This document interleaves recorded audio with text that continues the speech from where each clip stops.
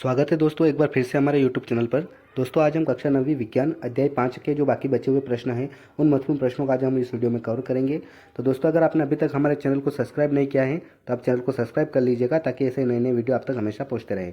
दोस्तों हमें यहाँ पर देखिए प्रश्न नंबर 28वां दे रखा है, दैनिक जीवन में परासरण के दो उपयोग लिखिए। हमें बताना है कि हमारा जो दैनिक जीवन है उसमें परासरण क्या काम करता है, हमें उसका दो उपयोग बताना है, हम क्या क्या उपयोग उसके करते हैं।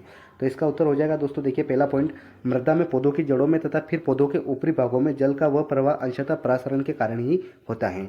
और दूसरा हो जाएगा जीवाणु की क्रिया से मांस के परिरक्षण के लिए नमक मिलाना। और तीसरा हो जाएगा शर्करा मिलाकर जीवाणु की क्रिया के विरुद्ध फलों का परिरक्षण।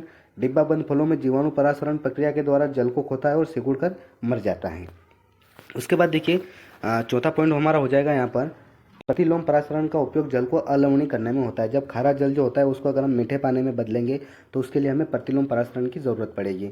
उसके बाद देखिए प्रश्न नंबर 29वां है, कोशिका को रंगने के लिए किन रंजकों का प्रयोग किया जाता है। दो अभिरंजकों के नाम लिखिए। हमें बताना है कोशिका जो होती है उसको रंगने के लिए हम किन रंजकों का प्रयोग करते हैं और उनमें से दो का हमें नाम बताना है। तो इसका उत्तर हो जाएगा कोशिका को रंगने के लिए वाले रंजक निम्न है, आयोडीन तथा सेफ्रानिक। हम आयोडीन और सेफ्रानिक से कोशिका को रंगते हैं। उसके बाद प्रश्न नंबर 30वां देखिए, बहुत ही महत्वपूर्ण प्रश्न है दोस्तों आपके, केंद्रक के 3 कार्य लिखिए। आईएमपी समझ लीजिएगा इसको, ये वार्षिक परीक्षा में जरूर पूछा जाएगा, आप इसको नोट्स में जरूर शामिल कीजिएगा और याद कीजिएगा। केंद्रक के 3 कार्य, हमें केंद्रक के 3 काम बताना है। तो इसका उत्तर हो जाएगा दोस्तों देखिए, केंद्रक कोशिका का मात्र सामान्य अंग नहीं है बल्कि यह कोशिका का नियंत्रण केंद्र है। कोशिका का नियंत्रण कौन करता है? केंद्रक करता है। उसके बाद समसूत्री विभाजन में सक्रिय योगदान करता है। जब समसूत्री विभाजन की क्रिया होती है कोशिका में तो केंद्रक उसमें क्या करता है? सक्रिय योगदान देता है। उसके बाद राइबोसोम का जीवित जनन है, केंद्रक की वजह से ही राइबोसोम जिंदा रहता है और जनन प्रक्रिया में भाग लेता है। उसके बाद चौथा हो जाएगा, डीएनए की पुनरावृत्ति एवं अनुलेखन क्रिया केंद्रक में ही होती है। डीएनए जो होता है उसकी पुनरावृत्ति यानी कि बार बार जब डीएनए बनता है और अनुलेखन की जो क्रिया होती है वो केंद्रक के अंदर ही होती है।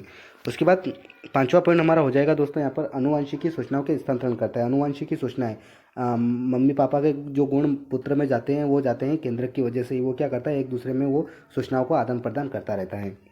उसके बाद प्रश्न नंबर 31वां जो है दोस्तों, ये भी आपके बहुत ही महत्वपूर्ण प्रश्न है, आईएमपी क्वेश्चन है, ये भी आपकी वार्षिक परीक्षा में जरूर पूछा जाएगा, आप इसको जरूर याद कीजिएगा। प्रश्न है हमारा, लाइसोसोम को आत्महत्या की थैली क्यों कहा जाता है। बहुत ही महत्वपूर्ण प्रश्न है दोस्तों इस अध्याय का ये, आप इसको जरूर नोट्स में शामिल कीजिएगा। तो इसका उत्तर हो जाएगा, लाइसोसोम को आत्मघाती थैली इसलिए कहते हैं क्योंकि लाइसोसोम में बहुत शक्तिशाली पाचन एंजाइम होते हैं।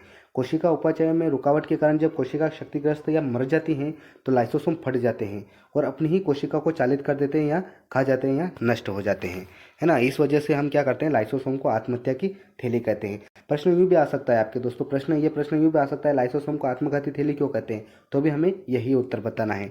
तो देखिए दोस्तों, हमने आपके इस वीडियो में जो भी महत्वपूर्ण प्रश्न थे उन प्रश्नों को हमने कवर किया है। तो दोस्तों अगर आपको हमारा ये वीडियो पसंद आया तो आप वीडियो को लाइक कीजिएगा और चैनल पर नए हैं तो आप चैनल को सब्सक्राइब जरूर कीजिएगा।